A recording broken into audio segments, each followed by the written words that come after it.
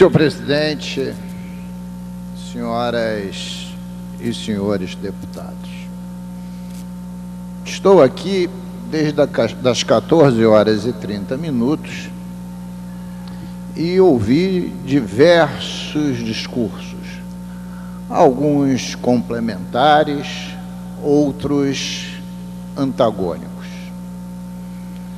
Por isso se faz necessário que a gente possa compreender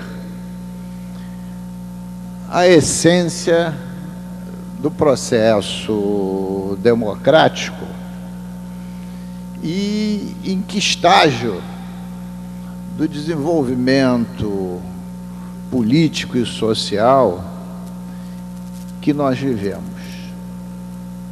Na Idade Média, deputado Zaqueu Teixeira, houve um rei chamado João Sem Terra, inglês, que cobrava os impostos dos senhores feudais, que rapinavam esses mesmos impostos dos colonos. E ele, João Sem Terra, gastava o dinheiro da forma como ele bem entendesse. Afinal, o regime era absolutista e ele era o rei. Os senhores feudais se rebelaram, porque não achavam justo serem espoliados pelo rei. E nessa rebelião, iriam tomar o poder. E o rei resolveu fazer o que chamamos de um termo de ajuste de conduta. Isto é, os senhores feudais definiram regras de como o dinheiro arrecadado deles e do povo deveria ser gasto, com parcimônia. E aí nasce o primeiro embrião de uma carta magna na face da terra, embrião da primeira Constituição. E esta mesma Inglaterra, depois expandida quase concomitantemente para a França,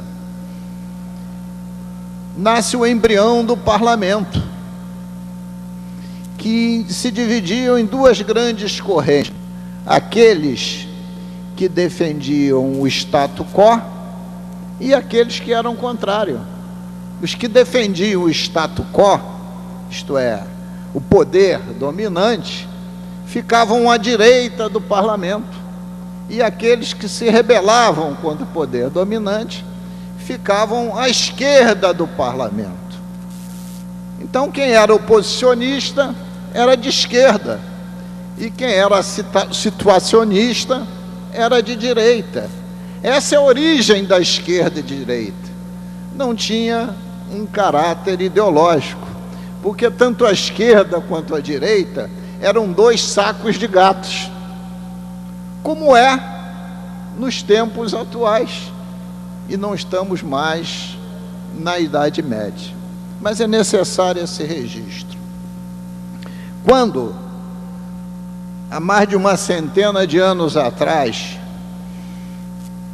os Estados Unidos, que era uma federação de estados, quis fazer essa federação unificada, ele precisava aprovar nas diversas unidades da federação a mesma Constituição, para que cada estado não tivesse uma Constituição distinta. E alguns constitucionalistas da época corriam todos os estados pregando a Constituição única e a federação. Esses constitucionalistas submetiam essa Constituição ao plebiscito de cada estado, e precisava ter maioria para essa Constituição ser a Constituição de todos. Os diversos artigos e discursos desses homens estão num único livro, chamado Os Federalistas. E lá, naquele momento, eles tinham uma grande preocupação, que o parlamento não ficasse hipertrofiado, isto é, que o parlamento não se agigantasse tanto que viesse a estar maior que o poder executivo, porque deveria haver equilíbrio e harmonia. Ocorre que no tempo a hipertrofia se deu ao contrário, tanto é que hoje o parlamento, em qualquer estado da federação e da União, e na própria União, sob o comando de qualquer partido político, o poder executivo é senhor e soberano, e a maioria dos parlamentos, com as boas exceções, tanto da base quanto daqueles que são de oposição, acabam ficando à mercê dos desejos do executivo. Na Revolução Russa de 17, quando os bolcheviques tomaram o poder, derrubando o czar, causou espécie no mundo que o exército do czar tivesse mudado de lado, porque foi contratado para também ser o exército das forças bolcheviques. E cheguei aí por quê? Porque o exército, e aí na sua concepção mais ampla, as forças armadas, no princípio dos princípios, não eram defensores da Constituição, eram defensores do poder dominante. E em qualquer sistema, o capitalista ou o socialista, o poder dominante precisa da força para impor a sua vontade. Nos tempos atuais, essas forças armadas têm que estar a serviço da Constituição. Mas quando você faz uma leitura da Constituição, aqueles que se autorrotulam de esquerda fazem a leitura que a Constituição é um instrumento da classe dominante para expoliar as classes menos favorecidas. Então essa contradição tem que ser trazida a público. E por que as constituições, quase todas sem exceção, têm a previsão que militar não pode fazer greve? Porque exatamente, se houver o litígio entre eles, pode haver ou um golpe militar ou uma luta que vai gerar possivelmente morte. Então, entendido isso tudo, é que nós estamos aqui verificando qual é o papel do parlamento. Na democracia atual, tem aqui representantes de mais de 30 partidos políticos, com formações e concepções da sociedade a mais distintas possíveis. E diante disso, nascem essas contradições. E o que devemos buscar? É claro que se botar sobre o mesmo tema, para cada um de nós fazer a sua análise crítica, possivelmente haverá mais de 70 opiniões distintas. Então, aqui no parlamento, o que devemos buscar são as convergências para atingirmos avanços democráticos, avanços sociais e crescimento econômico. E a busca da convergência é muito difícil. E as divergências, elas naturalmente se explicitam com muita facilidade. E eu vejo nessa questão específica da luta salarial, é que nós temos que atuar buscando essas convergências, muitas vezes passando por cima até de contradições de caráter, muitas vezes ideológico. Eu verifico que todos os políticos agem e têm que agir, é da natureza do político agir politicamente, função da sua concepção ideológica, ou até mesmo função da sua concepção eleitoral. Isso é da natureza do político. Tenho minhas discordâncias sobre essa forma, porque quando verifico que existe um bom direito em qualquer reivindicação, tenha ela retorno eleitoral ou não, ela deve ser apoiada, porque uma das grandes funções do parlamento é fazer com que as políticas públicas avancem para que o conjunto da sociedade possa ser beneficiada. Nós estamos aqui para cumprir esse papel. Ninguém se candidata, senhor presidente, ou se elege, e no meio do caminho queira renegar o parlamento. Porque quem renega o parlamento não devia ter se candidatado. A gente tem que entender, se a gente quer avançar dentro de um processo democrático, o parlamento tem uma função a cumprir. E se tem uma função a cumprir, nós temos que dignificar os mandatos que foram nos delegados pela população.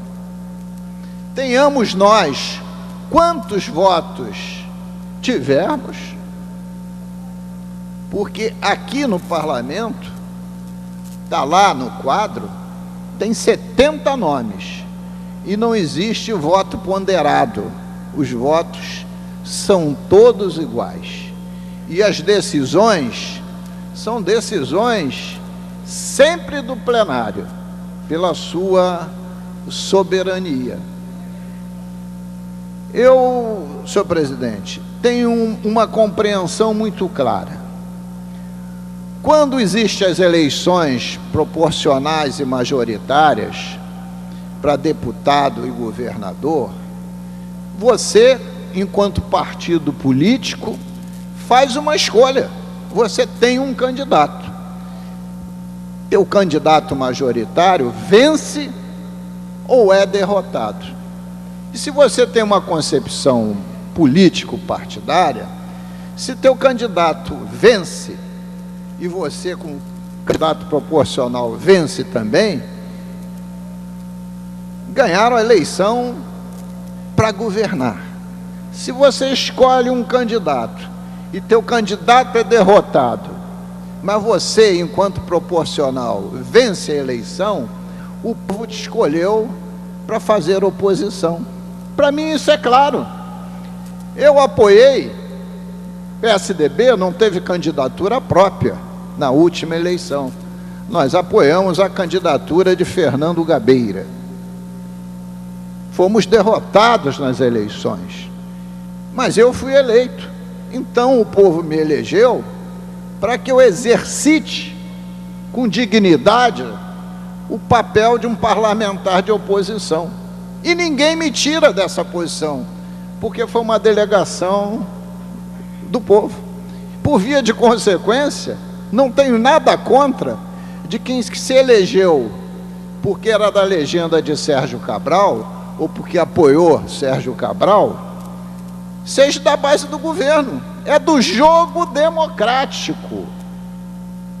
Agora, muitas vezes, o interesse de uma política pública importante para a população não pode estar só no confronto de vitoriosos e derrotados.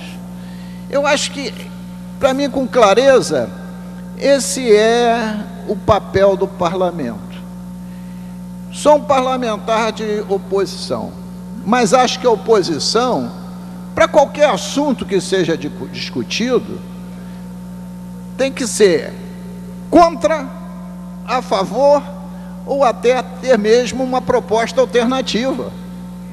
Não é porque se é oposição que se é contra tudo, nem porque se é base de governo que é a favor de tudo. Então eu procuro aqui exatamente exercitar esse papel. Muitas vezes sou criticado porque procuro ler todos os projetos, principalmente aqueles que vêm do Poder Executivo, e emendá-los. Aí muitas vezes vem a crítica: como pode um deputado de oposição melhorar um projeto do governo? Mas uma das funções do parlamentar é legislar. Se eu não quiser legislar, eu estou fazendo uma autocassação do meu mandato. Às vezes sou criticado porque não quero participar de assembleias gerais que vão decidir em categoria nenhuma sobre greve. E por quê? Porque não sou um líder sindical, sou um parlamentar. Isso compete às categorias decidirem. Eu estou aqui para apoiar os movimentos reivindicatórios que possam produzir melhores salários e mais qualidade e mais profissionalismo no desempenho da função pública. Eu acho que a gente tem que ter clareza sobre o papel que nós temos que desempenhar. E essa é a minha opinião. Claro que outros parlamentares podem ter outras opiniões, porque também, num processo democrático, ninguém é dono da verdade. O mais difícil na democracia é respeitar a diversidade, é respeitar que cada um vê um problema sob um determinado ângulo, sob um determinado enfoque. Por isso é que esse tema, em relação à luta das corporações militares, é um tema tão polêmico, que muitas vezes parece que desune todo o parlamento, mas nada disso me faz esmorecer, porque considero, deputado Roberto Henrique, que as contradições enriquecem o processo e fazem o processo avançar. Aqueles que realmente têm convicções democráticas hão, de fato, sempre de lutar a favor dos menos favorecidos, de defender que o parlamentar tem direito à livre opinião, direito constitucional sagrado, e hão de entender que enquanto não tivermos uma reforma política partidária profunda nesse país, não haverá fortalecimento dos partidos políticos, nem tampouco fortalecimento do parlamento brasileiro. Enquanto isso ocorrer, nós estaremos sob um poder de império do poder executivo, tendo um trabalho sempre de atores coadjuvantes de um processo que é regido pela caneta dos governantes, sejam de que partido for, do PT, do PSDB, do PMDB, do PSOL, de qualquer partido político, porque essa é uma desvirtuação do processo da hipertrofia que tem hoje o Poder Executivo. Até porque, senhor presidente, desde quando nós parlamentares temos que fazer apelos ao chefe do Executivo? Porque se os poderes fossem harmônicos, equilibrados, bastaria o Poder Legislativo definir uma posição que o Poder Executivo não iria se render, mas iria dar valor, iria dignificar a posição tomada coletivamente por esse Poder Legislativo. Muito obrigado, senhor presidente.